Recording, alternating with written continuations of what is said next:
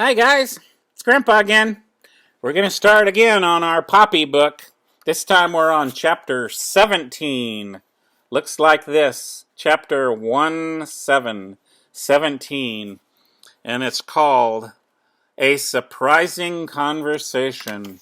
And at the bottom of the page it shows a picture of Poppy, and she's sleeping underneath the corn, and she has her sword, which is the quill, beside her. Poppy woke up refreshed. For a moment she just lay still, luxuriating in her discoveries.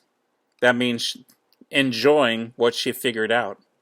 She imagined telling her family what a phony Mr. Oakex was. What a delicious moment. Yes, it was now time to return home.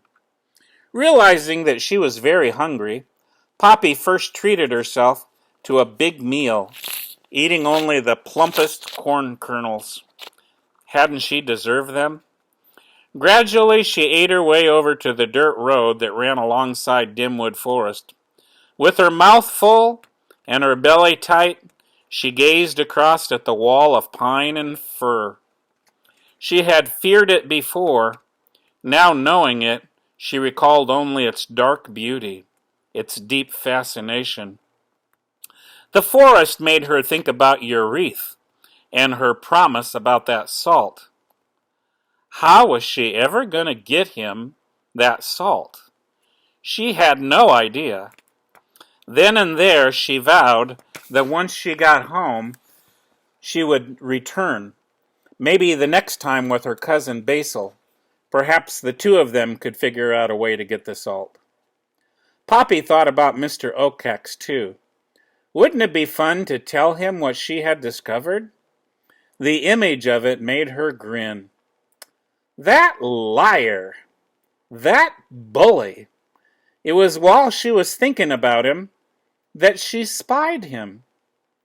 Mr. Oakex was perched deep within the trees on a small tree right by the edge of the forest.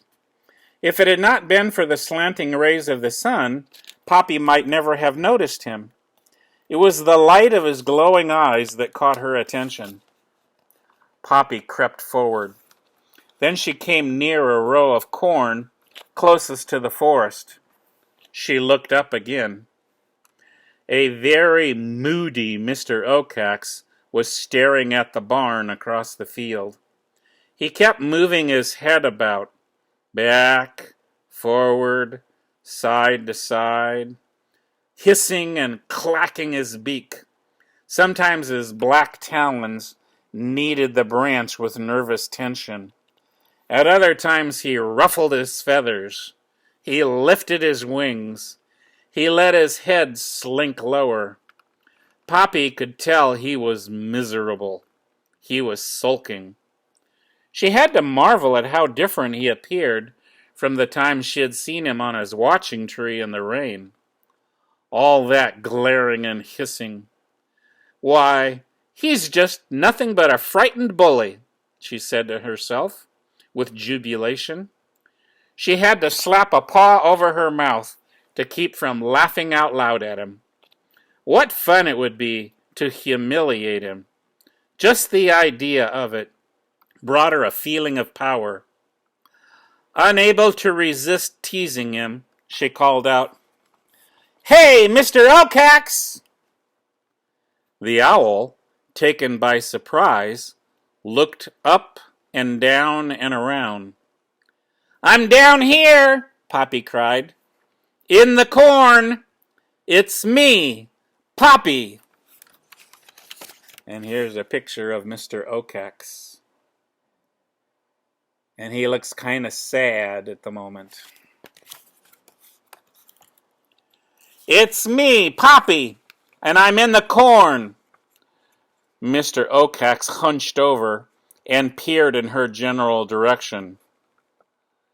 "Show yourself," he said harshly. "I'll stay right where I am, thank you," Poppy returned. Wedged in amongst the corn stalks, she felt totally safe. She knew he could not reach her there. Mr. Okax, she called out, is it the owl on that barn that you're looking at? What's it to you? He growled. You're frightened of it, aren't you? Poppy said. Mr. Okax opened his beak, but no sound came out. Instead, he kept peering into the corn. Poppy said, It's awful to be frightened, isn't it? What did you say? I said it's not fun being frightened, is it? To this, Mr. Okax said nothing. I could tell you a little something about that owl, Poppy said, feeling altogether giddy with her new knowledge. Well, what is that something? The owl asked. Want to talk about it? Poppy offered, suppressing a giggle. Well, I might as well say it to you. I'm going to tell my family. Mr. Okax shifted uncomfortably on his perch. I'll talk, he said, and then he added, but we could talk more easily if I could see you. To Poppy's ears, the owl's tone had suddenly shifted. It was not nearly so hostile as it used to be. Was she only imagining that? Should she trust him? I don't know, would you trust him? Oh, the look on his face when I tell him that the bird was that he's so frightened of is nothing but a fake. Aloud she called out, Would you really like to talk with me about it? Oh, yes. Yes, I would, replied Mr. Okax. You seem to be a very smart little mouse. Poppy blushed. Nobody had ever called her smart before. This, she had to admit, was a very different side to Mr. Okax from what she had known. Ragweed, in his way, had challenged him. As for her father, he had been very timid in his approach. Perhaps the owl would respect someone who stood up to him, politely but firmly.